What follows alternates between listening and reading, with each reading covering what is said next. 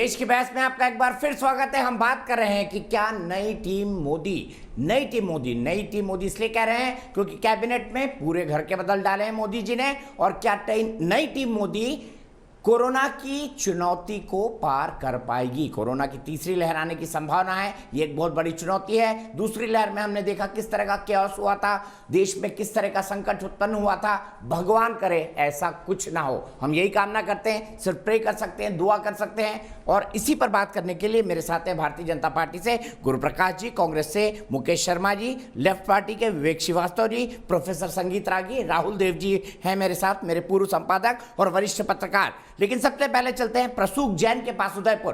क्या प्रसून नई team Modi corona की तीसरी लहर का मुकाबला कर पाएगी? नमस्कार सर, आप मेरी आवाज सुन सकते हैं सर? जी बिल्कुल प्रसून, बताइए क्या नई टीम मोदी कोरोना की तीसरी लहर का मुकाबला कर पाएगी? सबसे पहले सर आपका बहुत बहुत धन्यवाद सर, आपने मुझे यहाँ आमंत्रित किया।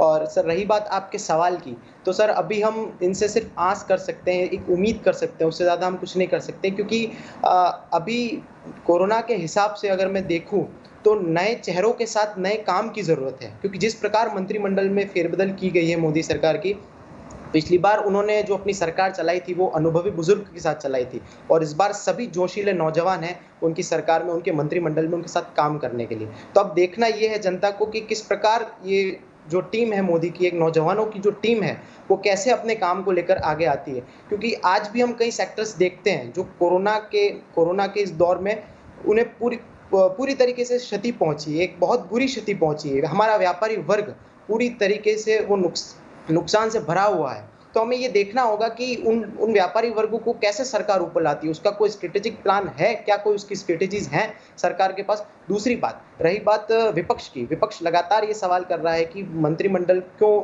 बदला गया और नए मंत्रियों को क्यों लाया गया। तो सबसे पहले तो भारतीय जनता पार्टी इस बात का जवाब दे, क्या पिछले मंत्री सही कार्य नहीं कर रहे थे? मेरा सवाल है सर ये कि क्या पिछले मंत्री जो थे वो सही कार्य कर रहे थे या नहीं, क्यों उन्हें बदला गया? और दूसरा, ठीक है, क्यों उन्हें बदला गया? प्रसून आपका जवाब गुरुप्रकाश जी से लेते हैं। बताइए क्या पुराने मंत्री ठीक से काम कर रहे थे गुरुप्रकाश जी, या नहीं कर रहे थे? जनता आपसे सवाल पूछ रही है। नहीं, बिल्कुल स्वाभाविक है। और जैसा कि मैंने पहले भी कहा था, बहुत सरल कहावत है अंग्रेजी में, चेंज अलोन इज चेंजलेस। परिवर्तन ही अपरिवर्तनीय है, तो परिवर्तन होना स्वाभाविक है। जब तक पुराने लोग नहीं जाएंगे तब तक फ्रेश फेसेस, फ्रेश विजन, आपकी गलतियों का एक्नॉलेजमेंट है। ये हो गया, ये जो बदलाव है ये आपकी गलतियों का एक्नॉलेजमेंट है। आप बोल दीजिए, आपने देश का भट्टा बिठाया और आप पॉपुलर हो रहे हैं, उससे बचने के लिए आप चेंजेस कर रहे हैं। चेंजेस आप करिए, वेलकम है, चेंजेस सब करते हैं। लेकिन आपके चेंजेस से आपको अपने कृषि मंत्री को बदलना चाहिए था, जिसकी वजह से किसान बॉर्डर पे बैठा हुआ है। लेकिन नरेंद्र तोमर यहाँ पे अंट-बंट तरह की स्कीमें ला करके डिक्लेयर कर रहे हैं, और किसान आंदोलन इससे पीछे नहीं होगा। आपने नहीं बदला उनको। ठीक है, बिग ब्रेकिंग आ रही है, मेरा पैनल ब्रेकिंग तैयार करेगा, तब तक विवेक जी बोल लीजिए। एजुकेशन मिनिस्टर जो है इनका, मुझे नहीं मालूम वो कितने सक्सेसफुल एचआरडी, एक समय में स्मृति ईरानी को एचआरडी का बनाया था, मुझे नहीं मालूम उनका क्या एजुकेशन क्वालिफिकेशन है। धर्मेंद्र प्रधान क्या करेंगे मैं नहीं जानता। मैं एलजेपी के साथ इनके रिश्तों में जाना नहीं चाहता हूं। आप बदलाव करिए, आप युवाओं को लाइए, आपका स्वागत है। अगर आप अपनी मिस्टेक्स को मान रहे हैं तो भी as an opposition party member मैं आपका स्वागत करता हूं, लेकिन रिस्पांसिबिलिटी और अकाउंटेबिलिटी लेना आपको सीखना पड़ेगा। ठीक है, कृषि मंत्री आपको सुन लीजिए, आपका जवाब प्रधानमंत्री ने दिया। विवेक श्रीवास्तव जी, आपका जवाब खुद प्रधानमंत्री ने दिया है। प्रधानमंत्री ने अभी काउंसिल ऑफ मिनिस्टर्स की मीटिंग में कहा है कि व्यवस्था की वजह से मंत्रियों को हटाया गया है। मंत्रियों के हटने का क्षमता से कोई संबंध नहीं है, वो उनमें क्षमता नहीं थी इसलिए मंत्री को नहीं हटाया गया है। नई व्यवस्था करने के लिए मंत्रियों को हटाया गया है, ये कहा है। क्या कहेंगे बताइए? अगर पुराने मंत्री काबिल थे तो एक नई व्यवस्था जरूरी है क्या? मूर्ख बनाया है आप। राम मंदिर, जमीन घोटाला, राफेल घोटाला, महंगाई, बेरोजगारी, भुखमरी, तमाम मुद्दों को दबाने के लिए जिस तरीके से आपने मंत्रियों को बलि का बकरा बनाकर अपने आप को बचाया है, देश इसको याद रखेगा। और मैं कहना चाहता हूं बड़े स्पष्ट शब्दों में, भारतीय जनता पार्टी गलतफहमी को निकाल दे। ये देश प्रधानमंत्री बदलना चाहता है, ये देश मंत्रिमंडल में बदलाव नहीं चाहता है।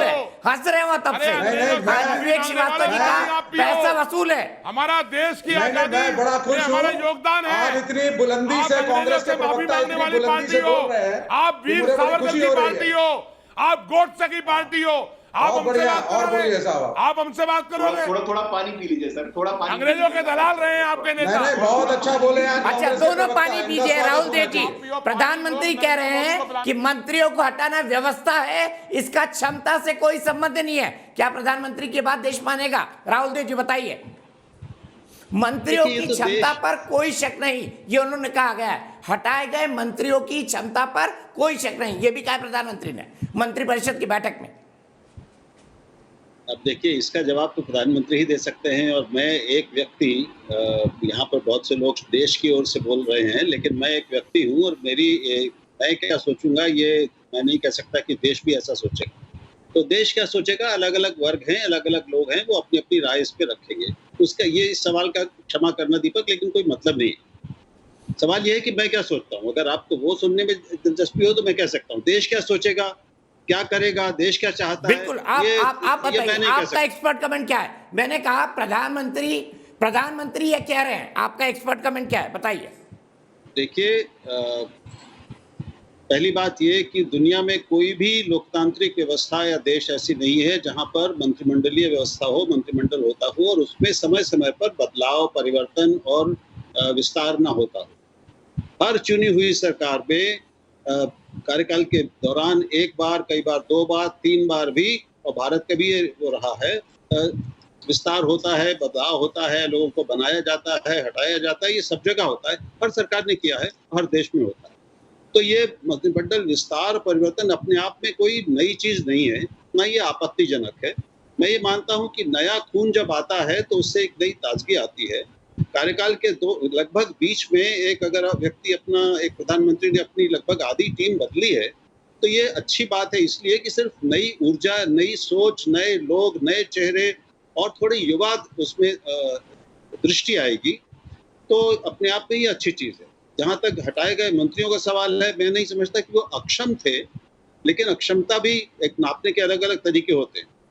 प्रधानमंत्री ये नहीं कह सकते, जाहिर है कि ये लोग अक्षम थे, ये मतलब सबको इतना एक शिष्टाचार होता है। प्रधानमंत्री अपने ही पुराने साथियों के लिए, जो अब भी उनके साथी हैं, ये नहीं कह सकते कि वो काम थे। आप राहुल जी, आप ये मानते नहीं है कि ये प्रधानमंत्री ने एक्नॉलेजमेंट ऑफ मिस्टेक्स किया है? मैं नहीं बोलूंगा, आप बोल लें। मिस्टेक्स है? नहीं, मैं आपसे प्रश्न पूछ रहा हूँ, क्या ये एक्नॉलेजमेंट ऑफ मिस्टेक्स नहीं है? कोरोना में इतनी मृत्यु हो गई, क्या प्रधानमंत्री उत्तर? मैं अभी एक सवाल का जवाब दे रहा हूँ। दीपक कहेंगे तो मैं आपके सवाल का जवाब दूंगा, लेकिन मैं आशा करता हूं कि मुझे बोलने दिया जाएगा, क्योंकि अब तक बहस देखकर मैं बहुत डर गया हूं। अब बोलिए सर, मैं बहुत चकित हूं,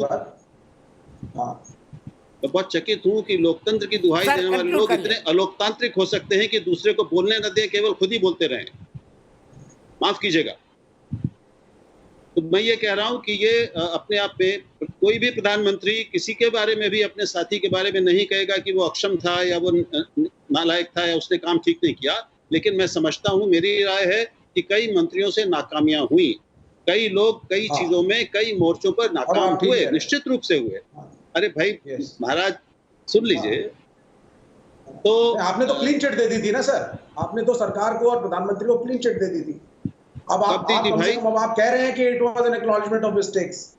आप वही लाइन कह रहे हैं जो हम भी कह रहे हैं। आपने तो कह दिया था कि ये तो एक रूटीन विस्तार है, ये हर प्रजातांत्रिक देश के अंदर होता है, बदलाव होते हैं, युवा शक्ति आएगी। लेकिन आपने ये नहीं माना कि प्रधानमंत्री ने गलतियां करी हैं, कैबिनेट ने गलतियां करी हैं, कोरोना में देश में मौतें हुई हैं, ये भी तो मानना चाहिए ना। मैं कुछ बोल लूं, एक मिनट। अब आप मुझे बताएंगे कि मुझे कैसे बोलना चाहिए। अगर आप में इतना धैर्य होता कि मेरी बात पूरी सुनते तो आपको ये कहने की जरूरत नहीं पड़ती। आप तो बोलने देते नहीं है।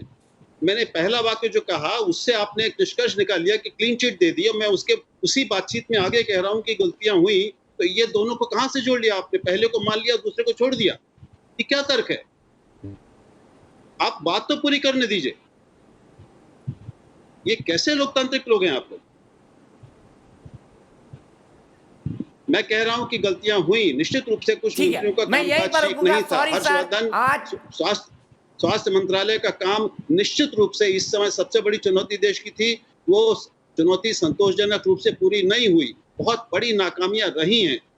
वो बहुत भले आदमी हैं, मेरे मित्र हैं, उसके बावजूद मैं कह रहा हूं कि उन्होंने ठीक से नहीं संभाला। और दूसरी बात,